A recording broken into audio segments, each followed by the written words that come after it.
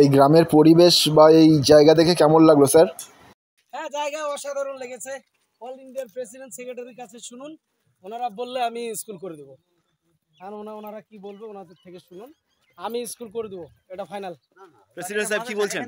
না, জায়গা খুব বেটাকুল জায়গা এবং অনেকের বিষয় দেখতে পাচ্ছি ওনার সমাজসেবীর মনে আছে। একদিকে মাদ্রাসা, অপরদিকে অঙ্গনওয়াড়ি, গভর্নমেন্ট অঙ্গনওয়াড়ি, ওনার যে সেবা করার এবং শ্রদ্ধা করার বিশাল ওনার মনে আছে। এবং এটা হচ্ছে কি আপনার পুরো 18 বিঘা এরিয়া দিয়ে পুকুর, স্কুল, মাঠ, ফুটবল মাঠ। অসংখ্য ধন্যবাদ। সেক্রেটারি সাহেব কি বলতে চাইছেন? এই এলাকা আমার এবং পরিচিত। এই এলাকা সুন্দরবনের এই প্রথম সুন্দরবন শুরু, এখান থেকে শুরু করে আরো অনেক জায়গা আছে। তবে এখানে যেহেতু স্যাররা বলেছে এখানে দেবে, এখানে একটা স্কুল হলে আমার কোনো আপত্তি থাকবে না এবং আমি সেটা ফরওয়ার্ড করবো। অসংখ্য ধন্যবাদ। আপনার কাছে জানতে চাইবো যে যারা অসহায় নিপীড়িত তাদের পাশে উনি কিভাবে দাঁড়াতে চাইছেন আমি একটু জানতে চাই।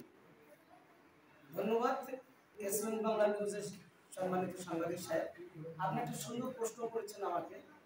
আমার পাশে আছেন international human rights commission, United trust, all India কমিটির সম্মানিত সভাপতি কবি ও সাহিত্যিক জনাব ইলিয়াস বাবু। আমার পাশে আছেন পশ্চিমবাংলা ল ক্লার্কস অ্যাসোসিয়েশনের সেক্রেটারি এবং ইন্টারন্যাশনাল হিউম্যান রাইটস কমিশনের অল ইন্ডিয়ার সেক্রেটারি জনাব নজরুল ইসলাম সরকার। এবং উপস্থিত আছেন আমার অনেক মানবাধিকার কর্মীবৃন্দ, আছেন আনন্দমহল অনাথ আশ্রম এবং পথ শিশু পুনর্বাসন বিদ্যানিকেতন স্কুলের আবেদনকারী শিক্ষক শিক্ষিকা। আপনাদের সকলকে অভিনন্দন ও শুভেচ্ছা। আসসালামু আলাইকুম, আদাব, অভিনন্দন ও শুভেচ্ছা। প্রিয় বন্ধুগণ, আমি যে কথাটা বলতে চাচ্ছি, আমি আজকে অনুপ্রাণিত। ভারতবর্ষে বহু জায়গায় ঘুরলাম, গতকালকে পুরুলিয়া গিয়েছিলাম, অযোধ্যার সেই পুরুলিয়া। আমরা যেটা মূলত কাজগুলো করি, যেমন যৌতুক, বাল্যবিবাহ, নারী নির্যাতন, এসিড নিক্ষেপ, দুর্নীতি, মাদক, সন্ত্রাসী, ইফটিজিং, নারী ধর্ষণ, ভূমিদস্যু, হিজড়াদের জীবনযাত্রা, পতিতাবৃত্তি একটি অনুষ্ঠান। এইসব ব্যাপারে যেখানে মানবাধিকার লঙ্ঘন হবে সেখানে মানবাধিকার কমিশন চলে যাবে।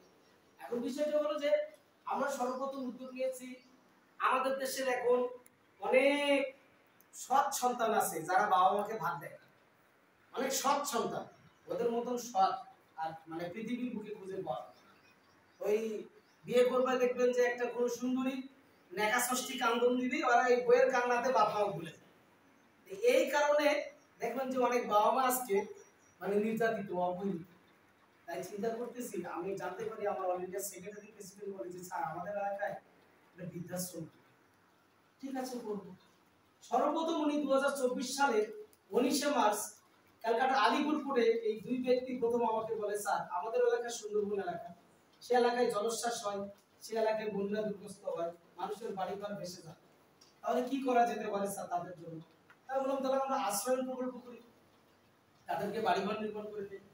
এই উদ্যোগটা কিন্তু এখনো আমাদের আছে। আমি গাড়িতে আসতে আসতেও আলোচনা আবার করলাম, ওই যে আমাদের মেম্বার সাহেব আছেন উনি, ওনাকে বললাম যে আপনার এলাকায় অনেক আগে 2024 এর 19শে মার্চ আলিপুরপুরে আমাদের আলোচনা হয়েছে যে সুন্দরবন এলাকার জন্য আমরা আশ্রয়ন প্রকল্পের ব্যবস্থা করব। দেখবো কারো ঘরে টিন উড়ে গেছে, ভাঙে গেছে, টিন কিনে দেবো। কারো দেখবো যে পুরো ঘরটাই ভাঙে গেছে, তখন থেকে কাঠ টিন দিয়ে বাড়িটা আমরা করে দেবো। এরকম আমরা সৌন্দর্য কোনো কাজ আমরা মানুষের বসবাস করার জন্য কাজ করি। এরপর থেকে যাই হোক আমি আর একবার এসেছিলাম ভারতের দক্ষিণ দিনাজপুর বালুঘাটে, ওখানে আমার প্রেসিডেন্ট সেক্রেটারি গিয়েছিল। তো ওখানে আমি অসহায় নির্যাতিত মানুষের মাঝে মোটামুটি প্রায় 4,75,000 টাকা শুধু শাড়ি আর লুঙ্গি আর খাদ্য সামগ্রী বিতরণ করেছে। যার একমাত্র ভারতবর্ষের রাজসাক্ষী হচ্ছে ক্যালকাটা হাইকোর্টের সম্মানিত বিজ্ঞ আইনজীবী অ্যাডভোকেট শনিক বাক্সি মহাশয়, হ্যাঁ, যিনি একটা ভাইরাল আইনজীবী। এবিপি আনন্দ থেকে শুরু করে হ্যাঁ বেশ কিছু চ্যানেল হ্যাঁ এখনো তার সঙ্গে থাকে। এখন আপনারা জানেন আজকে হাইকোর্টে আছে, যাই দেখেন তার পিছনে 3-4টা চ্যানেল লাগে আছে। উনি সবসময় সাক্ষাৎকার দেন। উনি ওই প্রোগ্রামে ছিল এবং সেই সাথে ছিল টলিউডের বিখ্যাত পরিচালক প্রদীপ বিশ্বাস, অভিনেত্রী মিলিসিনা দত্ত এবং পশ্চিমবাংলার যেটা হলো আর কি WBCS যেটা হলো মানে বিশেষ ক্যাডার অফিসার ফুডের ডাইরেক্টর, সাহিত্য মহলে যাকে রবীন্দ্র গবেষক বলা হয়, পার্থ সারথী গায়েন, একটি পপুলার পারসন। আমি মনে করি এমন কোনো ব্যক্তি নাই যে ক্যালকাটার বুকে তাকিয়েছে, তিনিও সেখানে উপস্থিত ছিল। ক্যালকাটার আরো একজন অ্যাডভোকেট ফারাজ সাহেব উপস্থিত ছিল, আরো দুইজন অভিনয় শিল্পী গিয়েছিল।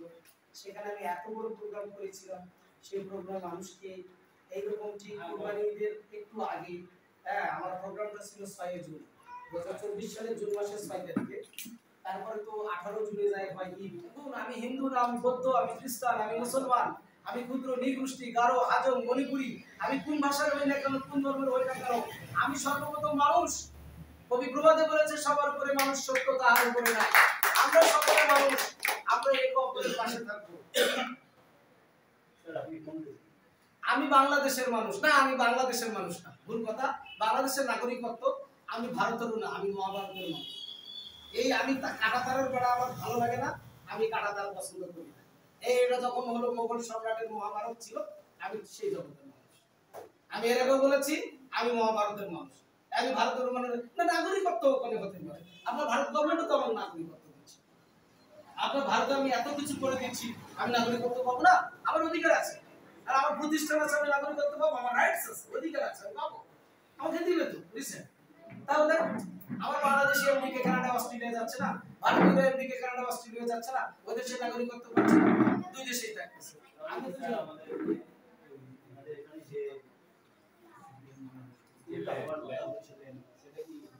হ্যাঁ ইনশাআল্লাহ হয়ে যাবে। যেহেতু আমার প্রেসিডেন্ট সেক্রেটারি মতামত দিয়ে দিয়েছে, আমাকে লোকালি একটা বিষয় বলি, আজকে একটা কনস্টিটিউশন বলি, সাংবিধানিক ল বলি। উনি যেমন মনে করেন পঞ্চায়েতের একজন সদস্য, উনি একটা ওয়ার্ডের সদস্য, একজন মেম্বার। আপনার এই ওয়ার্ডে যদি একজন ম্যাজিস্ট্রেট, রিভাইজ ম্যাজিস্ট্রেটকে ঢুকতে হয়, মাস্ট কি তাকে অনুসরণ করতে হবে, তাকে একটা পাল দাঁড়াতে হবে।